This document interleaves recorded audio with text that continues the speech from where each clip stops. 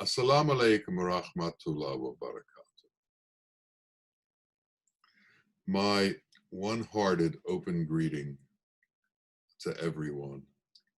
It's so good to be with you all again. It is really a great joy for me to be with you, and it is a great inspiration in my life. And I appreciate your presence. We talk often, maybe almost constantly, about looking at what's going on from the inside as opposed to just interfacing with the world. We talk about an additional layer of observation.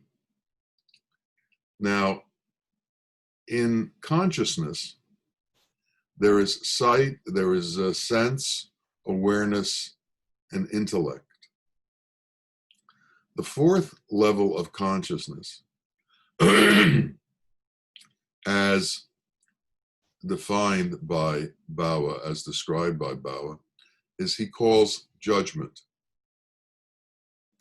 Now, many people don't ever reflect on their own life. They just move through it from one situation to the next without any digestion of what goes on. Bawa used to say to us that Islam is supposed to be a sword to cut the lower qualities within us. But in most instances, it's used externally to cut others as opposed to cutting ourselves. We are in a process of trying to purify ourselves. But the question that becomes really very self-evident, if you think about it at all, is how can we purify ourselves if we don't spend any time considering our own actions? How can we purify ourselves if we don't look at what we do? How can we purify ourselves if we don't take stock of ourselves? How can we make adjustments to ourselves unless we look at who we are? So we have this mind stream of consciousness that is constantly going on. But we also have innate within every one of us something called wisdom. And wisdom is an overriding principle.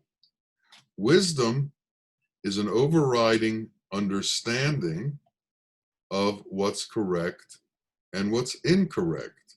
Wisdom is an understanding of what is appropriate and what's not appropriate.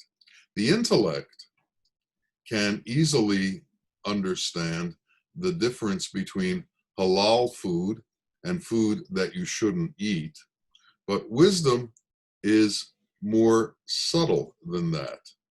It interacts with our actions and can tell us whether our actions are appropriate or inappropriate. And there is a story about Ali, who at the time of difficulty between Mecca and Medina was in the midst of a battle. And he was fighting with a man who he was about to kill. and the man spit at him. And all of a sudden, he felt the emotions that came about because of being spit at. And he dropped his sword and indicated to the man that I can't be at war with you for personal reasons. It has to be for truth if I were to go to war at all. And the man saw this and began to understand the nature of Ali's understanding of things, and at that moment converted to his way and asked him to explain his way to him. So, in that little story, there are lots of explanations. One is that when he was spit on, all of a sudden, self-motive took over as opposed to the overriding motive of maintaining the religion and protecting the religion. And when self-motive took over, Ali concluded that he could not move forward that way while self-motive was the overriding factor in his thought process. Now, for ourselves, in our everyday lives, we are either living within an egocentric, contained, enclosed environment, which is about ourselves, or we have somehow, through the grace of Allah, through the grace of God, been able to expand our relationship with the world where we can act on behalf of others.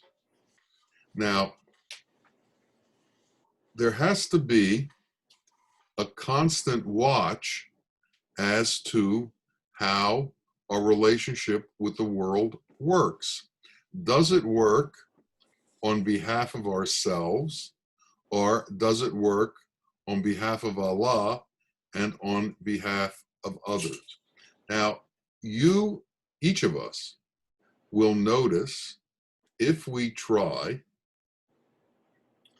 when we are having our normal thought patterns, if we make an effort, we can consciously watch our thought patterns and try to understand how they work. There is a part of us inside of ourselves that can watch what it is we think and can conclude things as to what it is that we think. And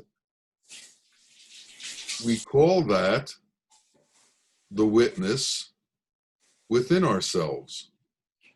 That happens to be the name of my website. And that I named the website that because it's such a critically important part of trying to understand who we truly are. To witness our own actions,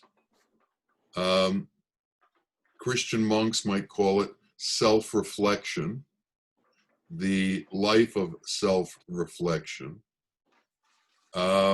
brings us to places of understanding as to what we are doing, what our focus is, and what our intention it is. Now, this takes extreme honesty on our own part. We have to be an honest witness. One of the commandments is, thou shalt not bear false witness. Well, now we're not talking so much about witnessing other situations and going to court and testifying and telling the truth. We're talking about witnessing ourselves and telling the truth about ourselves. To whom? To ourselves. And this takes effort, and it takes a certain kind of devotion, because the question comes, do we truly want to know about ourselves, or have we entered into a phase where we are satisfied with our existence and we're not trying to alter it? Satan doesn't have to get you to do horrendous things. Satan just needs you to become satisfied with your existence and get to a place where you're not moving forward, where you are staying the same. And if we stay the same, that means we're not getting closer to reality. You've often heard, if you've been listening to Sufism interpretation of things, that judgment is left to Allah. It is not our business to judge other people. Jesus said, you see a speck in somebody else's eye, but you miss the log that's in your own eye. The point being that it is forbidden for us to be judgmental of others, but it is not forbidden for us to be judgmental of ourselves. As a matter of fact, it's encouraged for us to be judgmental of ourselves. We need to go through our life judging our actions.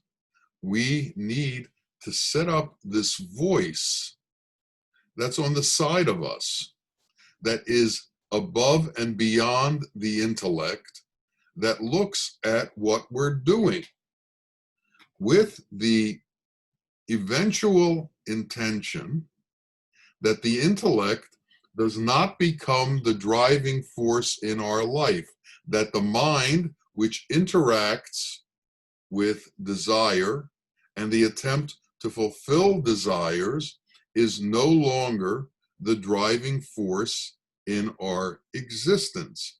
If we are constantly looking at the desires that are promulgated in the mind, and then all of our effort goes into trying to fulfill these desires, then we have no witness. We are just moving forward, acting without thought in order to fulfill our intention.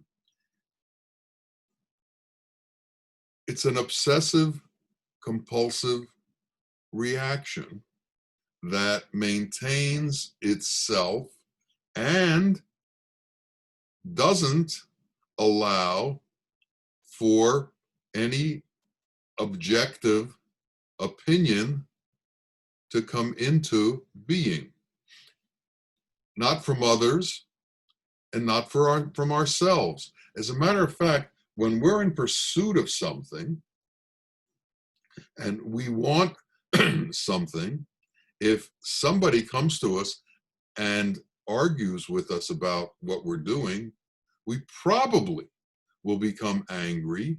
We probably will react to them and tell them to get out of our way.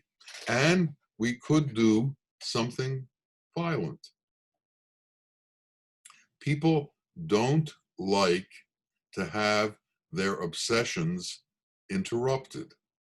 People don't like to have people interfere with their obsessions. Their obsessions are very important to them. As a matter of fact, their obsessions to many people are their lives. And that's what their lives are made up of, their obsessions. The egoism, the self-centeredness that we encounter in our life is like that. It is a trap for us that holds us in place and only allows us to see things in a very narrow, limited way. I need, I go after, I try to get. And what happens to many people is this repetitive need cycle doesn't stop, because the mind doesn't stop creating new needs. The mind doesn't stop creating new distractions. The mind doesn't stop creating new problems that have to be resolved. It's only when wisdom, and we all have wisdom innate in us, comes to the forefront, that all of a sudden we get points of view that are different than what the mind gives us. For instance, the mind will say, I have to do A, B, C to resolve this. Wisdom may say, you don't have to do anything to resolve this. God will take care of it as long as you give up your attachment to it. Let's see how it comes about with allowing Allah to be the one who moves you. Let's see how it happens. Like that, we have to begin to understand our lives. We have to look at our lives in that way. But making that break from a compulsive rush towards doing something to being able to stop, to being able to look at what's going on and to give up our obsession with it and or our belief that resolution only comes from us, is an enormous change in the way we live our lives. And somehow we have to make this change. If we can't make this change, we are doomed to living a thoughtless life, a life without introspection. And each of us is capable of introspection, and each of us has the wisdom to be able to understand our situation. And we have a quality within us that will bring about this wisdom, that will bring about this introspection. And that's called our intention. Intention is a very, very powerful tool that each of us also has within us. We have to decide what it is we want to do. We have to decide how it is we want to live. We have to decide what is our purpose in existence. And then we have to make the intention that we move forward in that direction, and that Allah helps us understand reality, understand truth, understand intention. Now, A teacher will explain to you the different foibles in life, where they will go, and how things will happen. However, not everybody can learn through explanations. Many people have to learn through their own experience. And if they don't learn through their own experience, they will not know the truth. So people, each of us, has a choice. We can either read the holy texts, read the texts of the Ketubs, the holy men, listen to teachers, and actually follow their advice, or go through all of the machinations of this life and experience the difficulties ourselves, and then finally come to the conclusion, my God, what they've been telling us is right. This is where happiness is. For instance, if you are to be told that there is no happiness in lust and it never will satisfy, there is no happiness in fame and it will never satisfy you, there is no happiness in wealth and it will never satisfy you, well, you may or may not believe that.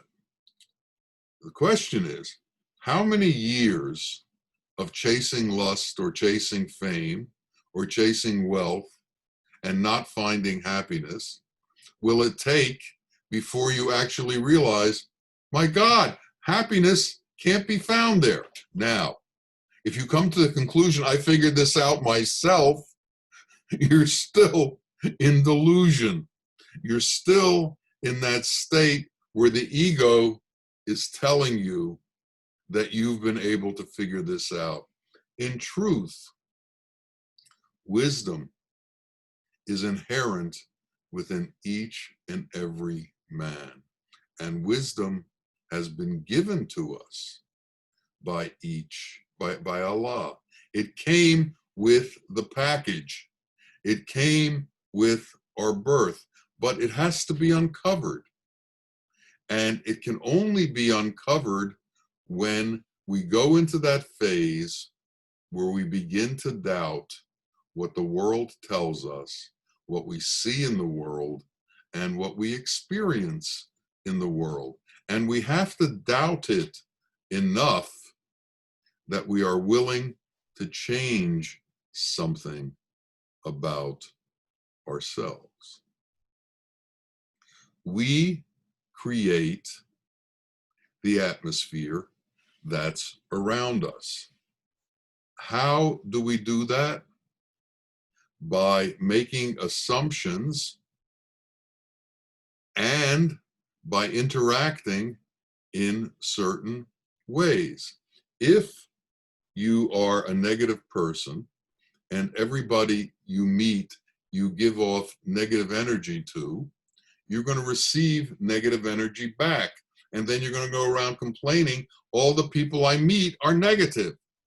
If you give off positive vibrations and everybody you meet, you're positive to, they will give you back positive vibrations. And then everybody you meet will be positive.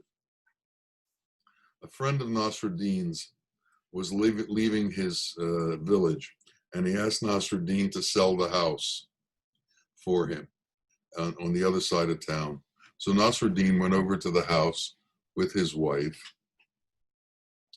and they put up a big sign that the house was for sale. And they sat and waited. And a merchant came by, and he said, I'm interested in buying the house. And he said, come in for a cup of tea. And he says, I can see the house very well from here, and I don't need your tea. I have a question. What are the neighbors like here? Because it says in the Quran, when you buy a house, you actually buy neighbors. And Nasruddin said to him, well, what are your neighbors like now? And he says, well, they're very low people. They're angry all the time. They give off very negative feelings, and I always have difficulty with all of them. And Nasruddin said to him, well, that's what the neighbors are like here. It's very similar to where you are. And he said, well, in that case, I don't want to buy this house, and walked away. Later, another man came by and said, I want to buy the house. And he invited him in, and they had 3 cups of tea. And then they began to talk about the house. And the man asked him, what are the neighbors like here? And he said, well, what are your neighbors like? And he said, my neighbors are all lovely people. I get along with all of them. They're all quite nice. They're all very helpful. Whenever there's a situation that needs resolution, all of them run to help resolve the situation. And Nasruddin said to him, well, that's what it's like here. The neighbors here are all that way.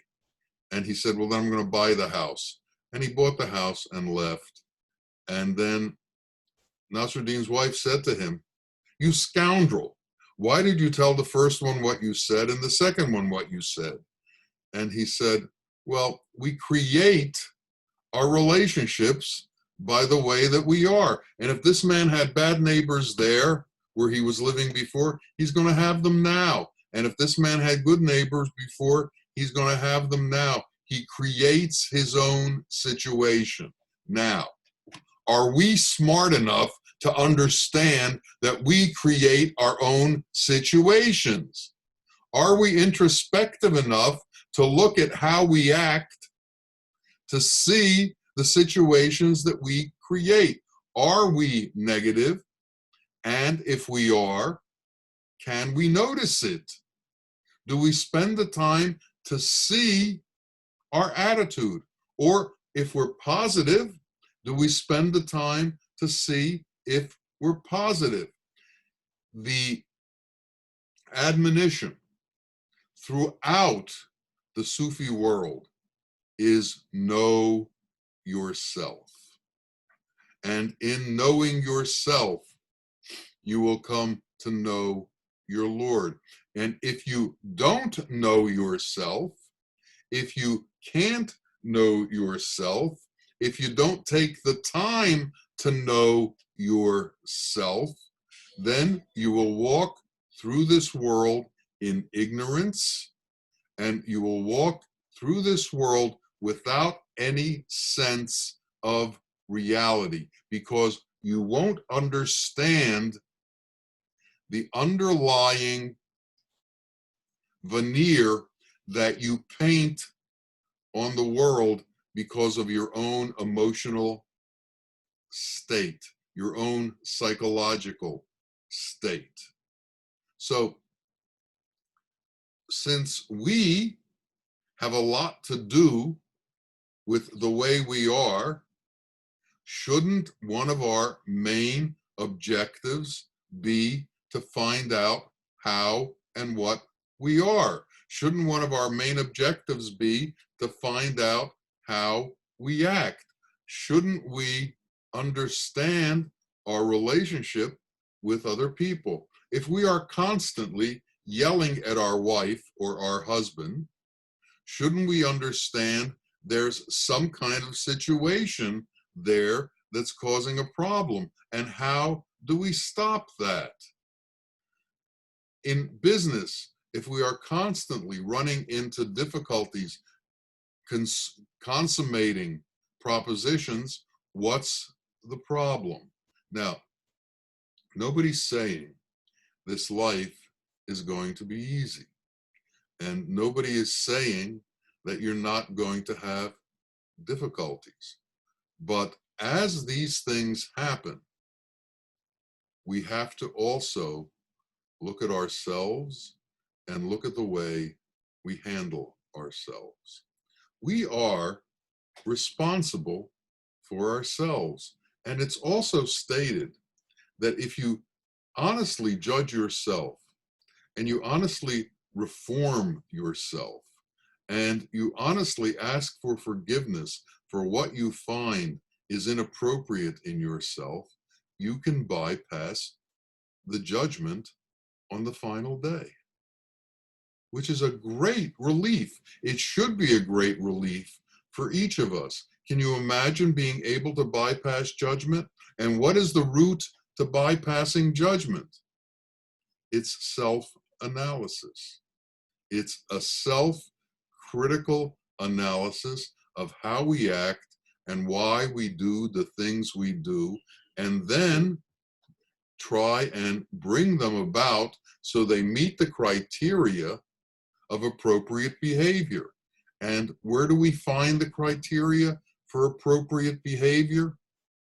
Well, it starts within the Shariat. It starts within the explanation of things that you can't or can't do. It's within the 10 Commandments. These are the simple things. But then it becomes more and more subtle as you go on. It becomes more and more subtle as you become closer to the truth. And then you take the step where you go beyond physical action and things that you're forbidden from doing and things that you can't do, to an understanding of what it is that Allah does, and placing yourself in that situation where we become those who give as opposed to those who take. We become merciful, we become compassionate, we become loving, we become kind. If we go through our life trying to be as kind as we possibly can in every situation that we encounter, with every single person that we encounter, we have made a huge leap in our personal growth. And if we can be kind, then we can be loving. And if we can be loving, then we can be merciful. And if we can be merciful, then we can be compassionate. And if we can be that, we can be just. All of these things grow. You know, these qualities of Allah are not separated from each other. I mean, they're described and they're defined, but they're also all interwoven, intertwined with each other. And they all travel in a pack. And if you get one of them, more are going to come to join the party. And the party's going to have more and more involvement from more and more of the qualities of Allah. In the same way that if you begin to partake in Satan's qualities, more and more of his qualities will come to you on a constant basis, because they also travel in a pack and they're friends of each other's. So we need to become friends with Allah's qualities, and then Allah's qualities will bring their friends to us. Can you imagine that we set up a situation where, as we walk along, more and more positive qualities come in our way? As we walk along, more and more positive qualities enter into our being. And it all begins with trying to find one of these qualities and imbibing it, making it integrated into our being, taking it into us and carrying it within us. As we do this, it becomes easier for us to see the difference between the egocentric self and the merciful self. Mercy and egocentrism are not the same. I and compassion are not the same. Empathy, the ability to feel others, the ability to touch others, the ability to feel others' pain, is different than being isolated within this shell and within this imagined I. And as we become more and more familiar with Allah's qualities, we individually become more and more familiar with truth. And truth is the door that opens into reality. And truth comes from being involved with things that are the truth. Hak is one of the names of God, and it means reality. As long as we are dealing with illusion, the door to reality is closed. And as long as we are dealing with illusion, we are going to try and find ways to satisfy our being with illusory things. And it is a hopeless situation and a hopeless endeavor. It is without a solution. So we have to start looking for solutions in all the right places. And the right places for solutions is the truth and justice and mercy and compassion, and to stop thinking about ourselves so much. As we stop thinking about ourselves, as we become cognizant of the fact that that's all we think about, we can begin to move away from that type of thinking. Now, the mind will always return there, but we have to somehow quiet the mind and stop having the mind be so influential on us.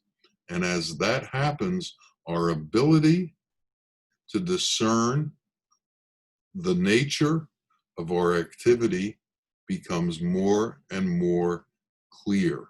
Now, the mind is always going to try and rationalize that what you're doing on your own behalf is appropriate and you should continue to do it. So you're going to go into a struggle. You're going to go into a struggle with the mind, and you're going to go into a struggle between your egocentric self and your wish to release yourself from the chains of the egocentric self so that you can do things on behalf of others and on behalf of the world and on behalf of God. This is not such an easy thing. And that's why it's called the jihad, the holy war inside of us to become free of our egocentric self. And it is a war. And let's not call it any less than that. But again, people have found that it's easier to run around waving a sword and pointing it at others than to run around waving a sword and pointing it at yourself. Nobody wants to cut themselves. Nobody wants to cut their lower self. Everybody wants to cut everybody else's lower self. And then the definitions of what the lower self is also become bizarre. We have to take a real close analysis of who we are and what our motives are. And if we don't like our motives, we have to reset them. And we have to set new intentions as to what it is we want to be and how it is we want to be it. And we have to watch ourselves constantly to make sure that we follow those intentions. And it always comes back to Allah's qualities.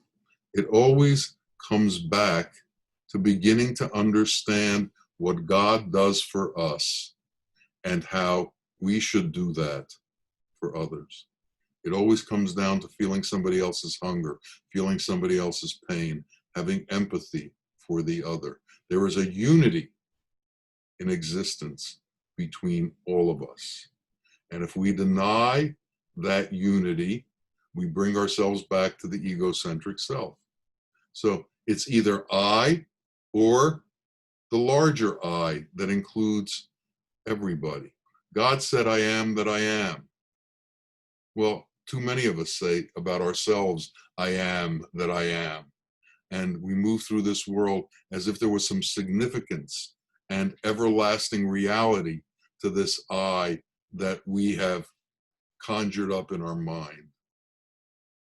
We are temporary manifestations that have within us an everlasting soul that can be eternal if we do the appropriate things.